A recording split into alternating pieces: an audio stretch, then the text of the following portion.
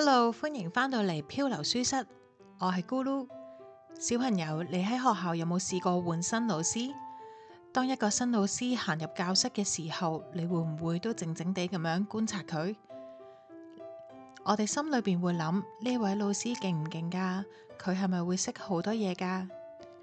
上一集講到劉備請咗天才諸葛亮做軍師，但係關羽同張飛呢兩位大英雄心裏邊仍然好唔服氣。佢哋覺得我哋打咗咁多年仗，而呢個後生仔淨係識得讀書，佢係咪真係識得指揮我哋㗎？就喺呢個時候，曹操嘅大軍已經追到嚟，諸葛亮老師拎起代表權力嘅寶劍，究竟佢要點樣做先可以令到大家相信佢嘅能力呢？呢一幕就係非常出名嘅火燒博望坡，亦都係諸葛亮新落場第一把火。諸葛亮做咗軍師，佢坐喺台面嘅後邊，好冷靜咁樣發出命令：張飛將軍，你帶兵匿埋喺左邊嘅山谷；關羽將軍，你帶兵匿喺右邊。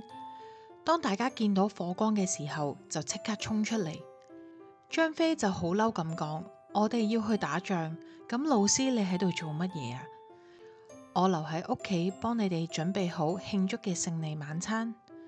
張飛同關羽搖搖頭，雖然心裏懷疑，但係仍然聽大哥劉備嘅話，出發去埋伏。曹操嘅將軍夏侯惇見到劉備嘅軍隊一直喺度逃跑，就一直恥笑佢哋。劉備嘅軍隊真係冇人啦咩？連一個咁細嘅地方都守唔住，我哋快啲去追。曹操嘅軍隊追到去一條好窄嘅小路，左邊右邊全部都生滿枯乾嘅草。就喺呢個時候，諸葛亮派出士兵點燃火把。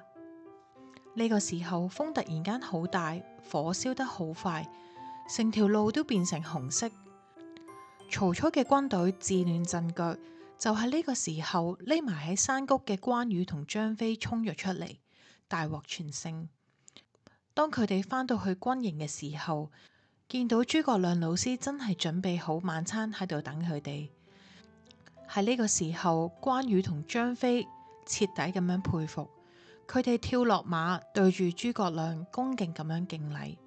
佢哋終於發現呢位老師雖然唔拎刀，但係佢腦袋嘅智慧比10000把刀都仲要犀利。去到尾聲，我哋今日要學一個字，叫做信任。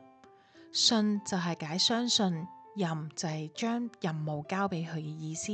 所以信任就係因為相信一個人，所以願意將重要嘅事情交俾佢去做。一開始關羽唔信任諸葛亮，但係見到結果，佢選擇相信。各位爸爸媽媽，喺團隊合作之中，信任係建立關係嘅基礎。我哋可以同小朋友講，信任唔係一日就可以建立，而係透過一次又一次將事情做好累積出嚟嘅。當你值得其他人信任嘅時候，你就可以好似諸葛亮軍師一樣，帶領大家向前行向成功。